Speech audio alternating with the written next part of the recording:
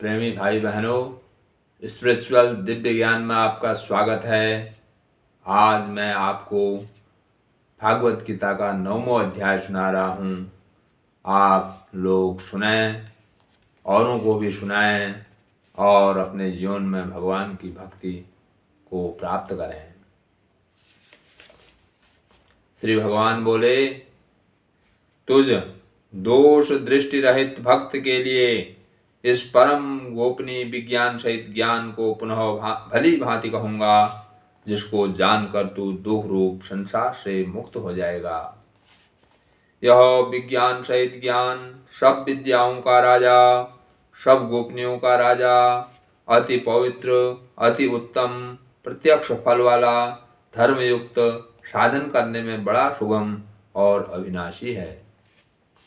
हे परम तप, इस उपरयुक्त धर्म में श्रद्धा रहित पुरुष मुझको न प्राप्त होकर मृत्यु रूप संसार चक्र में भ्रमण करते रहते हैं। मुझ निराकार परमात्मा से यह सब जगत जल से बर्फ के सदृश परिपूर्ण है और सब भूत मेरे अंतर्गत संकल्प के आधार स्थित हैं, किंतु वास्तव में मैं उनमें स्थित नहीं हूँ।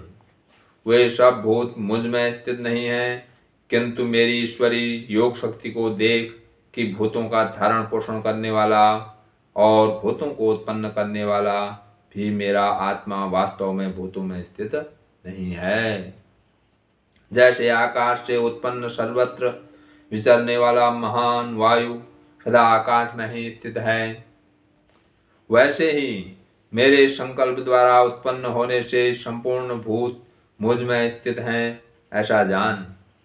हे अर्जुन, कल्पों के अंत में सब भूत मेरी प्रकृति को प्राप्त होते हैं, अर्थात प्रकृति में लीन होते हैं, और कल्पों के आदि में उनको मैं फिर रचता हूँ।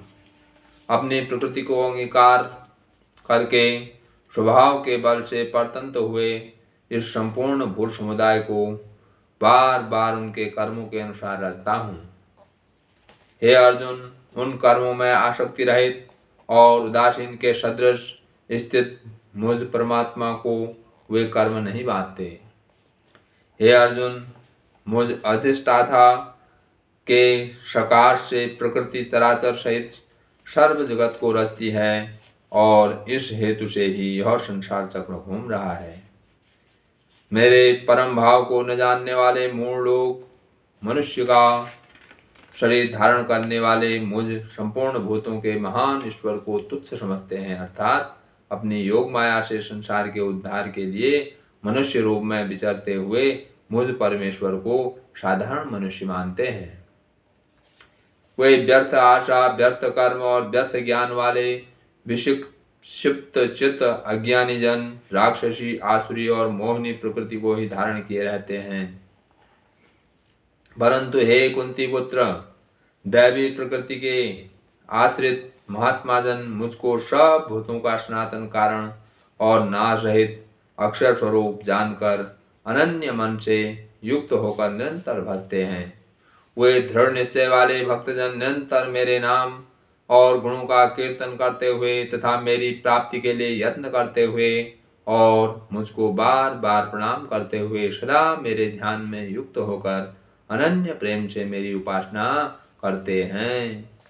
दूसरे ज्ञान योगी मुझ निर्गुण निराकार ब्रह्मा का ज्ञान यज्ञ के द्वारा अभिन्न भाव से पूजन करते हुए भी मेरी उपासना करते हैं, और दूसरे मनुष्य बहुत प्रकार से स्थित मुझ विराट स्वरूप परमेश्वर की पृथक भाव से उपासना करते हैं। क्रतु में हूँ, यज्ञ में हूँ, स्वधा में हूँ, औषधि में हूँ, मंत्र में हूँ, घृत में हूँ, अग्नि में हूँ और हवन रूप क्रिया भी मैं ही हूँ।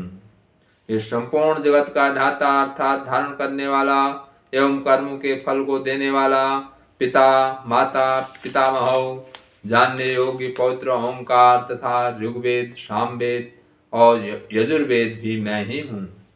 प्राप्त होने योग्य परम धाम, भरण पोषण करने वाला, सबका स्वामी, शुभाशुभ का देखने वाला, सबका वास स्थान, शरण लेने योग्य, प्रत्युपकार न चाहकर हित करने वाला, सबकी उत्पत्ति, प्रलय का हेतु, स्थिति का आधार, निधान और अविनाशी कारण भी मैं ही हूँ।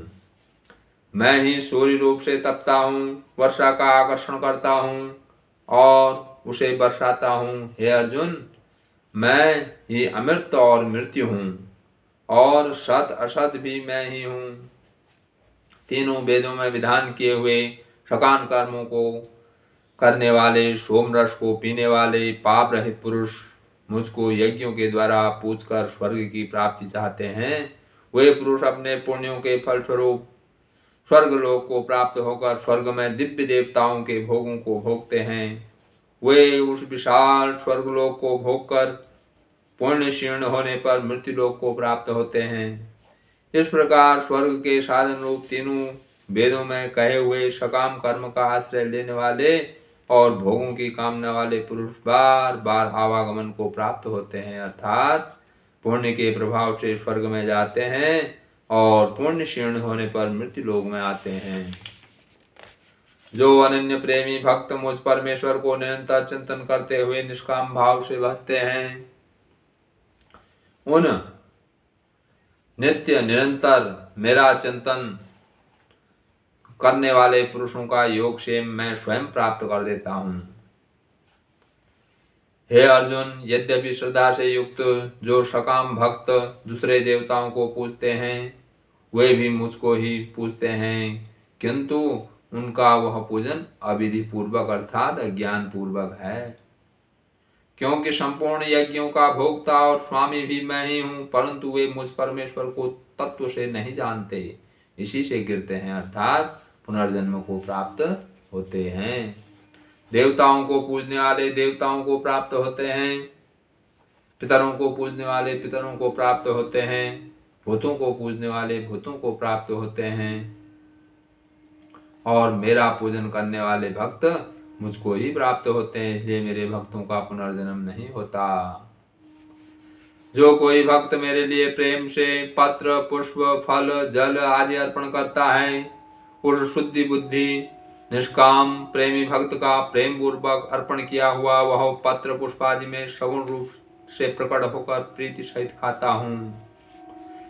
हे अर्जुन, तू जो कर्म करता है, जो खाता है, जो हवन करता है, जो दान देता है और जो तप करता है, वह सब मेरे अर्पण कर। इस प्रकार जिसमें समस्त कर्म मुझ भगवान के अर्पण होते हैं, ऐसे संन्यास योग से युक्त चित्त वाला तो शुभाशुभ फल रूप कर्म बंधन से मुक्त हो जाएगा और उनसे मुक्त होकर मुझको ही प्राप्त होगा। मैं सब भूतों में संभाव से व्यापक हूँ, न कोई मेरा अप्रिय है और न प्रिय है, परंतु जो भक्त मुझको प्रेम से भजते हैं वे मुझ में हैं और मैं भी उनमें प्रत्यक्ष प्रकट हूँ।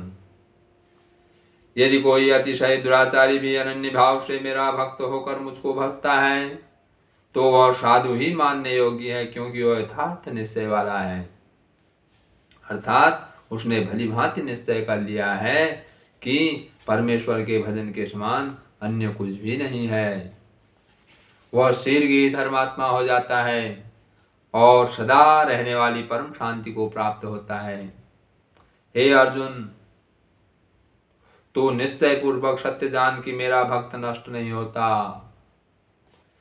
हे अर्जुन, स्त्री वैश्य शूद्र तथा पाप योनि चांडाल आदि जो कोई भी हूँ वे भी मेरे शरण होकर परम गति को प्राप्त होते हैं। फिर इसमें तो कहना ही क्या है, जो पुण्यशील ब्राह्मण तथा राजऋषि भक्तजन मेरी शरण होकर परम गति को प्राप्त होते हैं।